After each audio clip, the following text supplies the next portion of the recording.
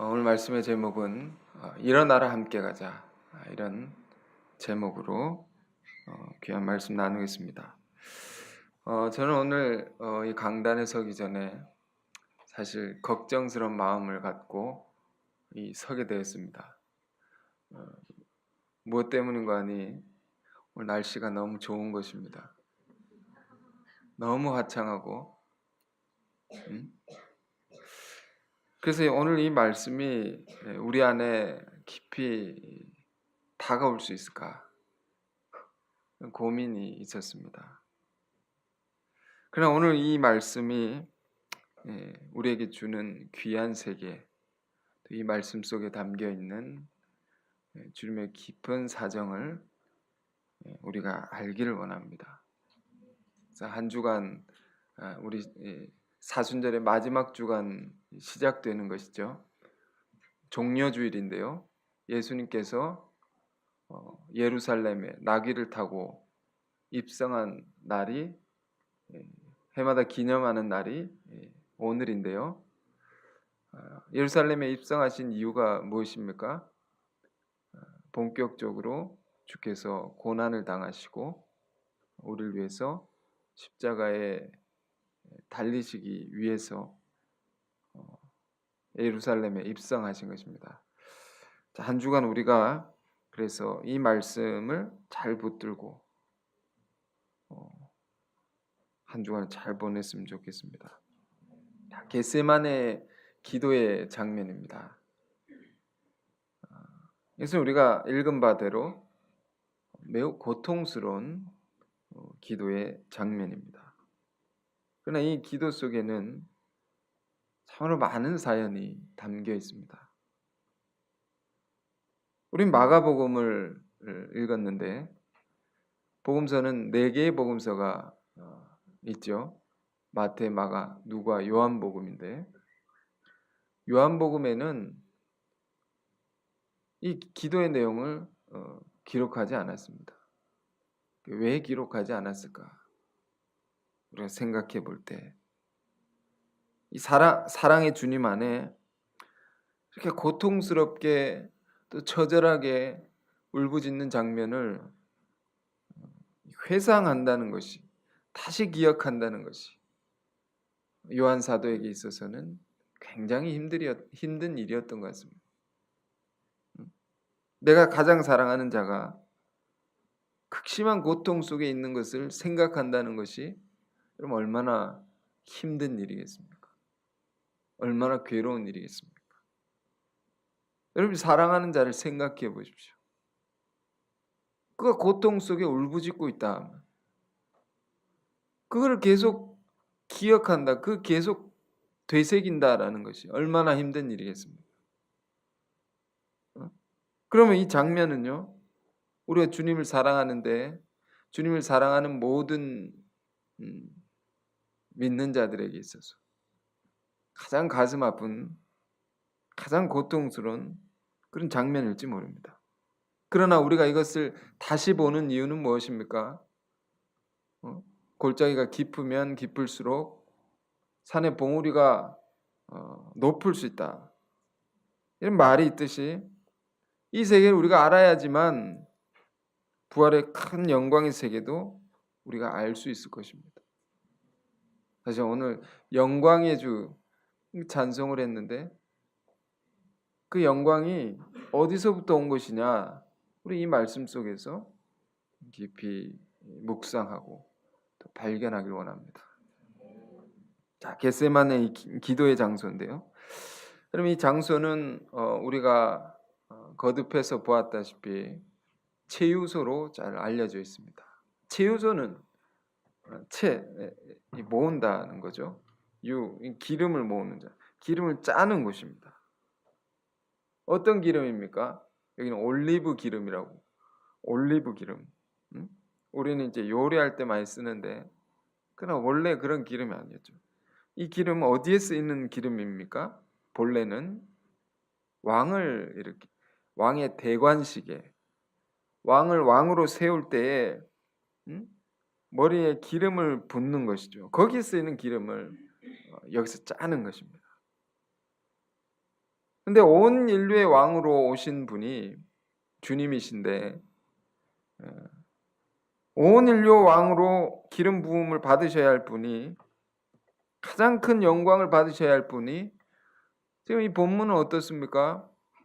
홀로 가장 고통스럽게 기도하고 계신다. 저는 한 주간 이 말씀을 준비하면서 기름에 관한 많은 것을 생각했습니다. 묵상했습니다. 기름에 우리 생각할 때 이 성경을 보면 기름은 참 중요한 것입니다. 그리스도를 예수 그리스도다라고 말할 때도 그리스도란 말은 헬라어인데요, 크리스토스, 히브리어는 메시아라고 되어 있죠. 크리스토스라고 할 때 그 말의 뜻은 기름 부음을 받은 자라고 했습니다. 기름 부음을 받는 자. 왕이 이렇게 기름 부음을 받는 거죠. 기름을 갖다 자기 머리에 붓지 않지 않습니까? 누군가 부어줘야 된다. 부어줄 자가 있어야 된다는 거죠. 그래서 킹이, 영어로 킹인데, 킹이 되려면 어떻게 해야 됩니까? 킹 메이커가 있어야 됩니다. 왕으로 세우는 자가 있어야 됩니다. 이것은 우리 성경을 볼 때 증거에 관한 것을 얘기하는 거예요. 증거. 그리스도가 되시기 위해서 그리스도를 그리스도라 증거할 수 있는 자들이 있어야 된다는 것입니다. 그리스도가 그리스도이심을 알려줄 자들이 있어야 된다는 것입니다. 그런데 우리는 이 기도의 장면을 보면서 지금은 어떤 상황입니까? 아무도 없다라는 것을 말해주고 있습니다. 누구도 증거할 자가 없다. 우리는 이 장면을 보면서 먼저 무엇을 생각해야 할까요? 주님께서 왜 이런 처지에 있게 되셨을까? 왜 이런 처지에 있게 되셨나 말이에요. 온 인류의 왕으로 높임을 받으시고 영광을 받으셔야 할 분이 왜 주님께서 이토록 홀로 처절하게 고통 속에서 눈물로 기도하시게 되었느냐라는 것입니다. 그 이유를 생각해 보지 않으면 안 되는 거죠. 우리 마가복음 14장의 본문을 우리가 읽었는데요. 여러분 요한복음 많이 묵상하시겠지만 마가복음도 우리가 잘 읽어볼 필요가 있습니다. 가장 먼저 쓰여진 복음서이기 때문입니다. 이 마가복음을 14장을 쭉 읽어보면 참으로 많은 이야기가 담겨 있습니다. 참 많은 이야기들. 여러분 꼭 읽어보시길 바랍니다. 이번 고난주간 보내면서 혹은 예배 이후에 꼭 읽어보길 권하는데요. 이 14장은 어떻게 시작합니까? 우리 본문은 32절부터 읽었는데 1절부터 보시면요. 많은 이야기가 있습니다. 왜 주께서 이렇게 기도하시게 되었느냐? 1절은 한 구절 한 구절 우리가 다 볼 수 없죠. 1절은 어떻게 시작합니까? 제가 읽겠습니다. 이틀이 지나면 유월절과 무교절이라 14장 1절 보고 있습니다. 대제사장들과 서기관들이 예수를 흉계로 잡아 죽일 방도를 구하며 대제사장들과 서기관들이 예수를 죽일 방도를 구하는 것으로 14장 시작이 됩니다. 그리고 13절에는 무슨 이야기가 있습니까? 우리가 너무 잘 아는 향유옥합을 예수님께 깨뜨렸던 그 이야기가 있죠. 이 장면 우리가 얼마나 많이 보았습니까? 또 얼마나 깊이 보았습니까? 이 여인과 유다를 우리가 대비해서 늘 보았죠. 여인은 어땠습니까? 주님의 놀라운 사랑을 알았다 말입니다. 그 놀라운 사랑을 응답해서 가장 비싼 것을 깨뜨려서 향기 나는 기름을 주님께 다 부어드렸다. 기름을 다 부어드렸다. 진실로 주님이 왕이 되심을 증거했던 유일한 사람이 누구였습니까? 이 한 여인이었다라는 것입니다.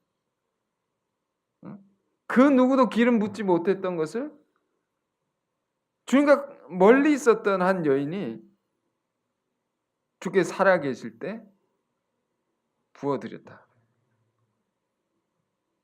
참 우리가요 살아계실 때 그런 말을 합니다. 부자지간에도 효도는 살아계실 때 해야 된다. 돌아가시고 나서 효도를 하면 무슨 소용이 있느냐. 아무리 좋은 묘비에 비싼 그 무엇을 드린다 해도 무슨 소용이 있느냐. 그럼 우리는 이 말씀, 이 이야기를 볼 때 주님이 살아계실 때 유일하게 가장 주님의 그 사랑을 응답했던 가장 주님을 증거할 수 있었던 그 한 사람이었구나. 살아계실 때. 우리는 어떤 신앙의 모습을 가져야 되겠습니까? 우리가 주님을 섬길 수 있을 때, 우리가 주님을 증거할 수 있을 때, 이 여인과 같이 가장 귀한 것으로 주님께 드릴 수 있다면 그 인생은 가장 아름다울 것입니다. 가장 가치로울 것입니다. 여인은 그리했다라는 것입니다. 그러나 그렇지 못한 자들이 있었다. 못했던 자가 있었다. 이 본문에는 어떤 사람들은 그 여인을 책망하고 왜 그렇게 비싼 것을 낭비하냐, 허비하느냐라고 말했습니다. 이 어떤 사람에 대해서 다른 복음서에서는요, 제자들이라고도 얘기를 했고, 또 요한복음에서는 분명하게 유다다라고 명시를 했습니다. 그는 유다다. 이 말을 한 자는 유다다. 여인을 책망하고 꾸짖고 왜 그 비싼 걸 낭비하느냐라고 말했던 자는 유다였다라는 것입니다. 왜 낭비하느냐 이 말 속에는 우리 참 많이 공부했습니다. 유다 안에 굉장히 실용적인 사고가 있다라는 것입니다. 실용적이다. 이게 필요하죠. 그러나 사랑은 실용적인 게 아니다라고 했습니다. 사랑은 희생하는 것이기 때문에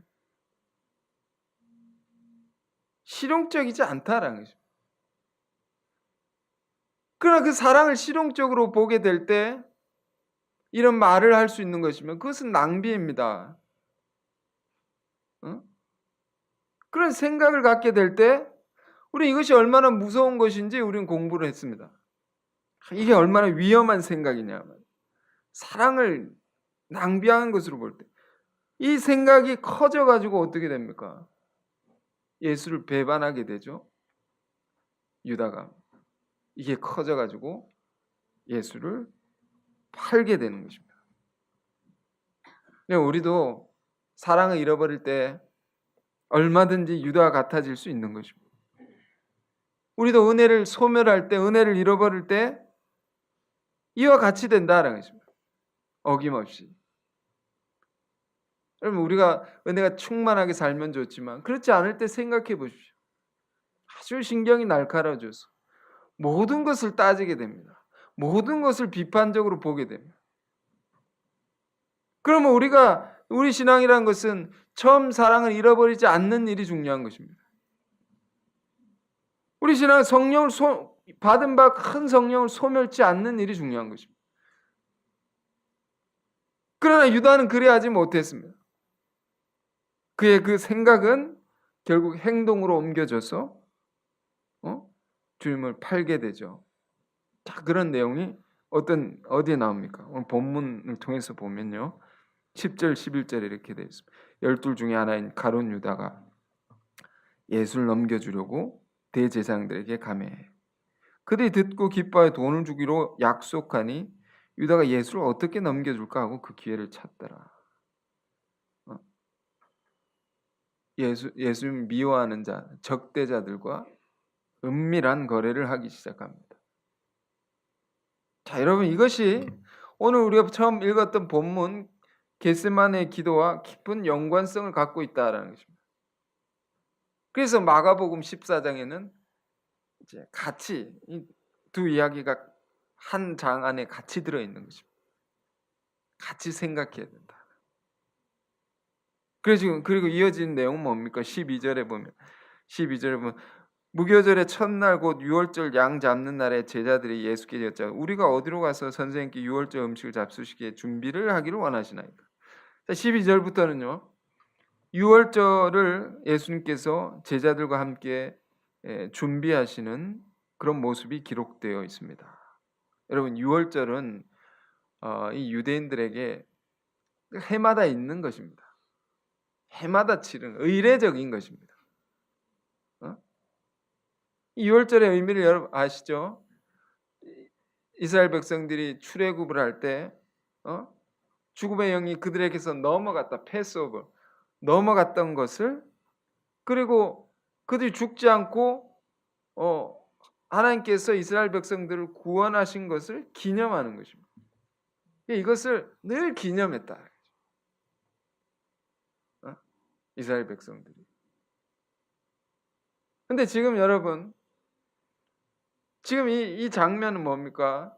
이 이야기 속에는 이스라엘 백성들이 출애굽했던 것을 기념하는데 말씀에 초점이 있는 게 아닙니다. 어디에 있는 것입니까? 표면적으로는 그럴지 모르면 그러나 온 인류의 유월절, 온 인류의 구원을 예비하시는 주님의 깊은 세계를 우리가 생각할 수 있습니다. 주님 그것을 준비하고 계시다. 이 제자들은 일상적이었을지 모르겠습니다. 의례적이었을지 모릅니다. 주님 그것을 예비하신다. 그리고 유다 안에 있는 배반의 마음을 주님께서 드러내시고 22절부터는 뭐가 있습니까? 최후의 만찬을 주님께서 베푸신 그런 이야기가 기록되어 있습니다. 떡을 떼어서 제자들에게 나누어 주시고 이것은 내 살이라 내 몸이라. 포도주 잔을 부어서 나눠 주시고 이것은 많은 사람을 위하여 흘린 내 피니라. 그걸 통해서 여러분 이것도 그렇습니다. 늘상 치르는 의식인 것입니다. 주님께서는 이 의식 속에 담긴 깊은 주님의 순환의 의미와 대속의 그 희생, 대속의 피의 의미에 관해서 미리 설명하시고 그리고 최후의 만찬이 끝나는 것입니다. 끝나고 26절에는 뭐라고 되어 있습니까? 26절 보시면 이에 그들이 찬미하고 감람산으로 가니라. 제자들은요 노래를 부르면서 갔다.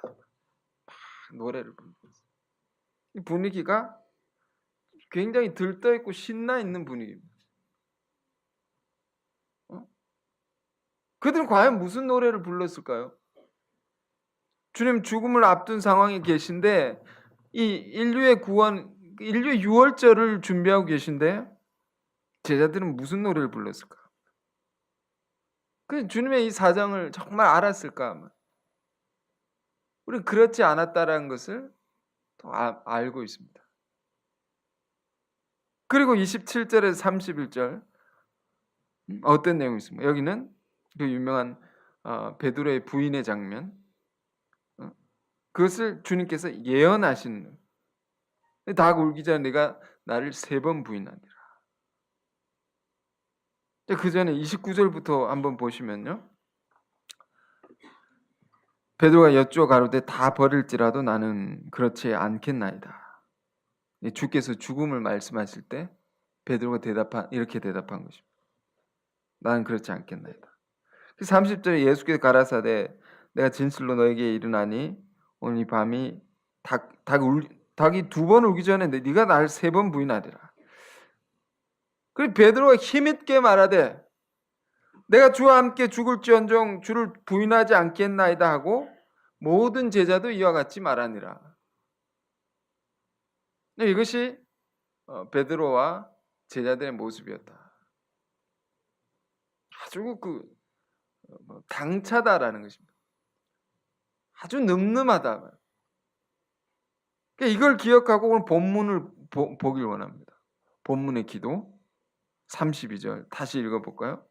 제가 보겠습니다. 제가 읽겠습니다. 제가 겟세마네 하는 곳의 이름에 예수께서 제자들에게 이르시되 나의 기도할 동안 너희는 여기 앉아 있으라 하시고 베드로와 요한, 야고보와 요한을 데려가실세 심히 놀라시며 슬퍼하사 말씀하신 내 마음이 심히 고민하여 죽게 되었으니 너희는 여기 머물러 깨어 있으라. 얼마나 대조적입니까? 베드로의 모습과 예수님의 모습이 얼마나 다른 것입니까? 예수님은요 심히 놀라시며 슬퍼하시며 심히 고통스러워하고 계시다 말이에요. 그러니까 이 장면에 대해서 이 순간에 대해서 히브리서 기자는 히브리서 5장 7절에는 이렇게 말했습니다. 주께서 심한 통곡과 눈물로 기도하셨다. 이 심한 통곡이란 게 뭡니까? 통곡 아시죠? 엉엉 우는 것입니다. 목 놓아 우는 것입니다. 고통스럽게. 이 장면이 이런 것입니다. 너무 나약한 주님의 모습을 우리가 이 기도의 장면 속에 우리가 보게 되는 거죠. 그러면서 기도하신 내용이 뭡니까? 35절, 36절. 조금 나아가서 땅에 엎드려 될 수 있는 대로 이때가 자기의 지나가길 구하여 가르사대 아바 아버지여 아버지께 모든 것이 가능하오니 이 잔을 내게서 옮기시옵소서. 지금요 주님은 죽음 앞에 서 있는 것입니다. 여러분 오늘 고난주간 시작된 날이기 때문에 이 말씀 보는 것인데요. 지금 주님은 죽음 앞에 서 있다. 여러분 내일 죽는다고 생각해 보세요. 며칠 뒤에 죽는다고 생각해요. 죽음보다 더 무서운 것은 없는 것입니다. 가장 무서운 것입니다. 이보다 더 큰 공포는 없는 것입니다. 사람에게 있어서 제일 무서운 것입니다. 그 앞에 주님 너무 인간적이다 말입니다. 뭐라고 기도하십니까? 너무 고통스러워 너무 슬퍼하시고 아바 아버지요. 아바는요. 대리입니다. 대리. 아빠입니다. 아빠. 아빠 여러분 자녀가 있으신 분들 아실 것입니다. 자녀가 아버지에게 아버지 이렇게 부르는 자녀 어린 자녀가 그렇게 부르지 않지 않습니까? 아빠 아주 천진난만하고 하나님 사랑스러운 아들이 그 아버지 간절히 찾으면서 부르는 말입니다. 울면서 아빠 아빠 울면서 어린아이가 아빠 다 할 수 있잖아요. 아빠 울면서 하는 거. 아빠 뭐든지 다 할 수 있잖아. 아빠 뭐든지 다 할 수 있는 슈퍼맨이시잖아요. 그러니까 나 죽지 않게 살려달라고 아빠한테. 어떻게든 아빠 살려주세요. 아빠. 제발 살려주세요. 아빠. 이런 기도입니다. 심한 통곡 속에서 어린아이와 같이 간절히 부르짖는 것입니다. 이 잔을 내게서 옮겨달라고. 죽는 것이니까. 고통스럽게 죽는 것입니다. 그러나 이어서 드린 기도는 이렇게 기도합니다. 나의 원대로 마시고 아버지 원대로 하옵소서. 자, 우리가 이것을 배우는 것입니다. 오늘 이 말씀을 통해서. 한없이 약하고 인간적이시지만 정말 인간적이시다. 우리의 동일하시다 말이에요. 그러나 그 모든 것을 하나님께 맡기는 것입니다. 이렇게. 그러나 아버지의 뜻이 더 아버지 원대로 하옵소서. 그런 기도를 하는 중에 제자들은 뭐 하고 있습니까? 14장 37절에 돌아오시어 제자들의 자는 것을 보시고 말을 할 말이 이렇게 막히는 거죠. 제자는 자고 있었다. 그 당당했던 제자들이. 이 순간에 주님이 이렇게 울면서 부르짖고 있는데 그 당당한 모습은 어디 갔느냐 말이에요. 여러분, 오늘 우리가 이 두 모습을 대비해서 같이 생각해 보는 것입니다. 제자들의 모습과 그리스도의 모습. 이게 뭡니까? 고난주간 시작되는데요. 고난을 대하는 이 두 가지 모습이 있다는 것입니다. 우리 삶에 어려움이 닥칠 때 이것을 대하는 두 가지 자세가 있다는 것입니다. 고난이 올 때 여지없이 잠들어 버리는 이 어처구니없는 제자들의 모습을 보십시오. 이 잠든다는 것은 우리가 성경을 볼 때 영적인 침륜을 말하는 거죠. 이렇게 쭉 이렇게 침륜 깔아앉아 있다. 이 침륜이 뭡니까? 주님 따라간다 하지만 따라가지 않는 것입니다. 주님 믿는다 하지만은 정말로는 믿지 않는 것입니다. 이것이요, 제자들 안에 있었던 거짓된 모습이었다는 것입니다. 신앙이 거짓될 수 있는 것입니다. 제자들 안에 있는, 또한 우리 안에 있는 연약한 모습이 이와 같은 것입니다. 저는 올해는 여느 해와 굉장히 다른 것을 느끼는데요.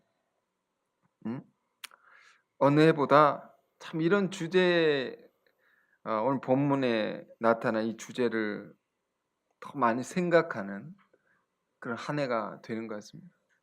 그 말의 뜻은요, 우리 교회 공동체가 큰 일을 이렇게 이루어 가야 하는, 크게 발전하는 그런 기점에 와 있다는 그런 뜻일 수 있고요.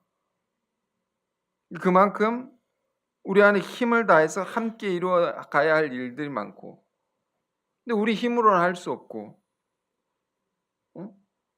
그러면 우리가 어떻게 해야 되느냐?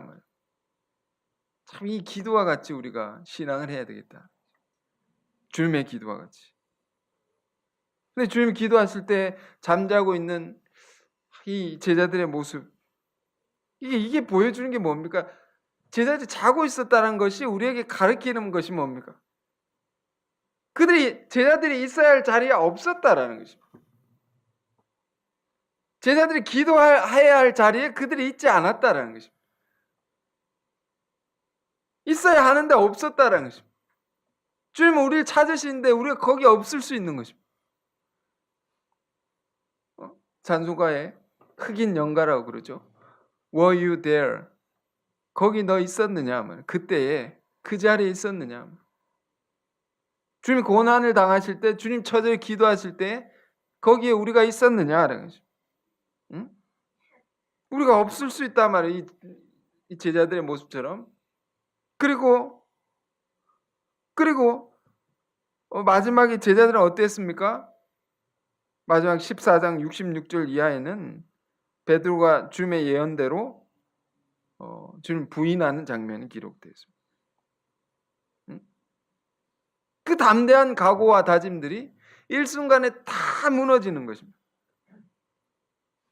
다 이렇게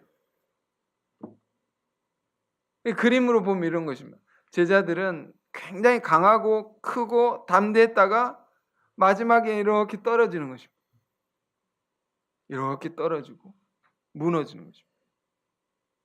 베드로가 주님 부인하고 나서 주님이 하신 말씀이 생각이 나서 네가 다 굴기 전에 3번 날 부인하려 생각이 나서 펑펑 우는 것입니다. 엉엉 우는 것입니다. 막 힘있다가 이렇게 엉엉 우는 것입니다. 주님은 어떻습니까? 반면에 엉엉 우시다가 이렇게 점점 마지막에 더 강해지셔서 14장 41절 이전에 일어나라 함께 가자. 십자가를 지실 것을 결심하시고 그 마음 먹고 이제 가시는 것입니다. 흔들림 없이. 사실 예수님의 십자가는 우린 십자가를 지신 자리는 어디냐? 사실 이게 겟세마네 자리에서 지신 것이죠. 주님께서는. 응? 그 죽음의 공포와 싸우시다가 여기서 결심하신 것입니다.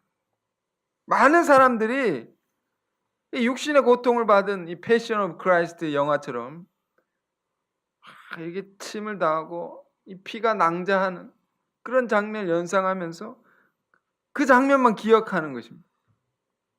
그러니까 이 치열한 영적인 세계를 우리가 깊이 생각해야 됩니다.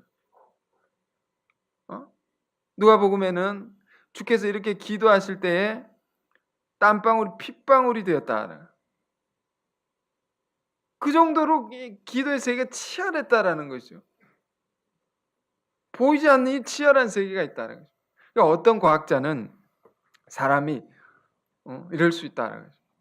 극도의 스트레스가 오면 땀샘에서 피가 나올 수 있다는 거죠. 그러니까 육신의 고통 이전에 영적인 고통, 영적인 십자가가 있었다. 우리가 이것을 이해하려고 해야 됩니다. 이 세계를 알고자 해야 되는 것입니다. 그래야 영광의 십자가, 영광의 부활의 영광 우리가 볼 수 있다, 알 수가 있다. 물론 우리는 이 세계를 온전히 알기는 힘들 것입니다. 그러나 우리가 반드시 알아야 될 것이 있습니다. 그래서 주님께서 이걸 어떻게 이기셨느냐, 이 죽음의 공포, 이 고난의 어려움, 이 무시무시한 죽음의 영을 어떻게 이기셨느냐. 우리는 살면서 때때로 죽음의 영을 맞닥뜨릴 수 있습니다. 절망과 슬픔과 실패와 여러 모양의 죽음의 영과 우리는 마주 서 있게 될 수 있습니다. 우리 이 말씀 통해서 알아야 될 것은 이거 어떻게 이길 수 있느냐를, 주님은 어떻게 이기셨느냐, 그걸 알고 싶은 것인데요. 기도의 내용이 잘 나와 있어요. 기도의 내용을 보면 주님께서 3번의 기도를 드리신 것입니다. 마태복음 26장에는 더욱 분명하게 기록되어 있습니다. 3번의 기도. 이 첫 번째 기도는 이런 내용입니다. 주님, 이 잔을 내게서 옮겨 주시옵소서. 이 힘든 것, 이 고난스러운 것, 이 괴로운 것, 이걸 제발 지나가게 해주십시오. 여러분, 이런 기도는 우리가 같을 것입니다. 우리가 어려움이 올 때 우리 다 이렇게 기도합니다. 이걸 다 떠나가게 해달라고, 이걸 피하게 해달라고 할 수만 있으면, 이게 사라지게 해달라고, 이게 우리가 같은 것입니다. 주님이. 그리고 두 번째 기도는 어떤 세계입니까? 피하고 싶지만 그러나 이것이 아버지의 뜻이라고 한다면 그 뜻대로 할 수 있게 해주십시오. 그 뜻대로 순종할 수 있게 해주십시오. 이런 기도입니다. 이 기도 속에 뭐가 있습니까? 순종이 있습니다. 순종. 이 순종은 어디서 오는 것입니까? 그것은요, 하나님의 전적인 통치를 믿는 믿음에서 오는 것입니다. 정말 하나님 믿는 것입니다. 믿고 다 맡기는 것입니다. 하나님은 내 사정을 다 아시오니, 모든 걸 주관하실 수 있는 분이시오니 다 맡기는 것입니다. 내가 죽음의 길을 가야 되는 그 이유가 하나님께 더 깊은 이유가 있을 터이니 맡기는 거죠. 맡김 속에 순종할 수 있는 것입니다. 그 믿음 속에 순종이 있다면, 그 믿음 뭡니까? 지금 죽는 것인데 뭘 믿는 것입니까? 십자가가 끝이 아닌 것을, 죽음이 끝이 아니다. 모든 사람이 죽음은 끝이지만 하나님만의 죽음은 끝이 아니다. 그걸 넘어선 부활의 세계를 믿는 것입니다. 예수님이 십자가상에서 마지막에 남기신 말이 뭡니까? 다 이루었다. 다 이루었다. 뭘 다 이루신 것입니까? 우리 이걸 깊이 생각해요. 그 말씀을 하신 자리는 그 조롱하는 병사들이 있고요, 대제사장들 앞에 계시고요, 그들 예수를 못 박은 장본인들이 있고요, 강도들 사이에 끼어 있고요, 힘없이 매달려서 처참하게 죽으시는데 주님 마지막 남기신 말씀은 다 이루었다. 뭘 다 이루신 것입니까? 뭘 다 이루신? 주님의 죽음은 대속의 죽음이다. 그렇기 때문에 결코 그 죽음은 끝나지 않는다는 것입니다. 놀라운 생명으로 다시 더 크게 일어날 수밖에 없다. 그게 끝이 아니다. 오히려 다 이룬 것이다. 여러분, 희생도 진짜 희생하면 결코 희생으로 끝나지 않습니다. 이 말씀이 정말 요한복음 12장 24절 말씀이 진리입니다. 하늘의 밀이 땅에 떨어져 죽지 아니하면 그대로 있고 죽으면 많은 열매를 맺느니라. 죽어야 맺습니다. 이것이 진리라는 것입니다. 우리가 믿는 진리, 복음의 진리라는 것입니다. 우리 인생을 살아갈 때 예수님의 이 복음의 진리를 따라 살아야 할 것입니다. 정말로 죽으면 많은 열매를 맺는다는 것입니다. 정말로 우리가 하나님의 뜻을 위해서 비운다면 반드시 하나님께서 그걸 채워주신다는 거예요. 이 믿음 안에 우리가 굳게 서 있으면 우리 인생 어떤 가운데서 절망할 수 없는 것입니다. 이 믿음 안에 우리가 굳게 서 있으면 우린 실패라는 단어를 우리 인생의 사전에 지울 수 있는 것입니다. 실패는 없다.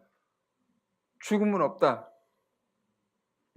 바울은 그의 고백 속에 이런 말을 했습니다. 믿음 안에서 죽음은 철폐되는 것이다. 믿음 안에 죽음은 없다라는 거죠. 믿음 안에서 영원한 생명만 있는 것입니다. 이런 말들이 우리 안에 다가와야 됩니다. 지금 겟세마네 자리는 그런 자리입니다. 예수님의 절대 믿음 속에서 죽음이 다 철폐되는 그러한 자리가 그런 승리의 자리가 이 자리입니다. 우리가 고난 주간을 이렇게 시작하는데요. 우리 신앙이 이 베드로와 예수님의 모습을 대조해 보면서 뭘 생각하길 원합니까? 처음에는 강했다가, 처음엔 자신만만했다가 약해지는 그런 자들이 되지 말자는 것입니다. 처음에는 컸다가 나중엔 작아지고 그리고 사라지는 그런 인생이 되지 말자는 것입니다. 왜 그렇게 되는 것입니까? 그들은 자기를 의뢰했기 때문입니다. 그들은 자기를 믿었기 때문입니다. 자기 능력만 생각했기 때문입니다. 우리도 그럴 수 있습니다. 그걸 뭐라고 하면 인본주의라고 합니다. 그 인본주의의 기초 위에 우리가 설 때 어려움이 오면 이처럼 한순간에 무너질 수 있습니다. 기초가 그렇습니다. 자기를 의뢰하는 그 위에 세워진 믿음이라는 것은 이렇게 다 무너지는 것입니다. 그러나 주님은 어떻습니까?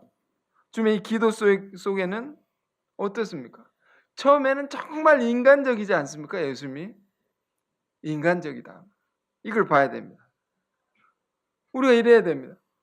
처음에 어려움이 오면 난 감당할 수 없습니다. 나는 불안합니다. 난 아무것도 못하겠습니다. 이런 연약함을 드러낼 수 있는 것입니다. 그걸 다 드러내란 말이에요. 아프면 아프다 하고 힘들면 힘들다 하고 슬프면 슬프다고 하고 그러나 이렇게 해야 돼요. 우리 기도가 내가 힘든데요 주님 그럼 내 뜻대로 아버지 뜻대로 해달라고 그렇게 내가 그걸 감당할 수 있게 해달라고 그렇게 우리가 더 어려울 때 하나님께 매달리고 하나님께 전적으로 모든 걸 맡기고 순종하기 시작할 때 우린 강해지는 것입니다. 우린 커지는 것입니다. 주님의 3번의 기도가 그렇습니다. 이 기도에 3번의 기도가 있는데요. 이렇게 점점 달라지는 거예요. 점점점 강해지는 것입니다. 점점점 올라가는 것입니다. 그 마지막에 죽음의 공포와 두려움을 다 사로잡을 수 있는 이 강함 그 자리까지 올라간 것입니다. 이 강함이라는 것은 다시 말씀드리지만 전적으로 하나님의 능력을 의지하는 것입니다. 맡기는 것입니다. 여기서 우리의 강함이 생기는 것입니다. 그리고 다 이기셔서 주신 말씀 42절에 일어나라 함께 가자. 나를 파는 자가 가까이 왔느니라. 내가 이제 죽으러 간다. 이제 죽는다. 힘있게 가십니다. 여러분 우리 삶에 그렇습니다. 여러분 여러 모양으로 주를 섬기고 여러 모양으로 주의 길을 따라가실 것입니다. 그 길이 분명 어려움이 없지 않을 것입니다. 어려움 마주할 때 우리 생각하기로는 나는 할 수 없고 제발 그만하고 싶은 그런 일들도 있을 것입니다. 제발 이 잔을 옮겨달라는 기도가 여러분 안에 저절로 나올 때도 있을 것입니다. 그때 우리는 이렇게 합시다. 강한 척을 하지 말고 아무 문제 없는 척 하지 말고 힘들면 힘들어하고요. 약하면 약해지고 그런 우리가 되길 바랍니다. 우리 인간은 다 부족한 것입니다. 다 연약한 것입니다. 있는 그대로 우리 인정해야 됩니다. 그러나 주님의 기도처럼 거기에 머물지 말고 이 기도 나의 원대로 마옵시고 아버지의 원대로 할 수 있게 하나님 도와주시옵소서. 다 맡기고 간절히 의지하는 그런 그래서 그 뜻에 순종하는 우리가 되길 원합니다. 오늘 말씀의 제목 일어나라 함께 가자. 이 말씀처럼 죽음의 모든 세력을 다 이기시고 제자들을 깨우시는 이 담대한 모습으로 주님을 따라가는 저와 여러분의 귀한 복된 신앙이 다 되길 바랍니다. 자, 기도하겠습니다. 은혜와 자비의 주님 감사합니다. 우리에게 주신 귀한 말씀 겟세마네의 기도 우리가 보았습니다. 고난 주간 시작되는데 이 기도를 우리가 기억하게 하여 주옵소서. 우리가 고난 앞에 서게 될 때 주님의 이 기도를 기억하게 하여 주옵소서. 인류의 왕으로 영광을 받으셔야 할 주님이 처절하게 고통 속에 기도하셔야만 했던 그 깊은 세계를 우리가 헤아리는 자들 되게 하여 주옵소서. 주님 우리의 모습이 강했다가 약해진 자들이 되지 않기를 원합니다. 우리의 모습이 당당했다가 비겁해지는 자들이 되지 않기를 원합니다. 우리가 자신을 의뢰하여 살지 않게 하여 주옵소서. 우리가 주님과 같이 십자가 앞에 심히 슬퍼하고 심히 두려워하셨지만 하나님의 전적인 통치를 믿고 부활의 놀라운 역사를 믿는 믿음 안에서 모든 것을 이기며 사는 자들이 되게 하여 주옵소서. 예수 그리스도 이름으로 기도했습니다. 아멘.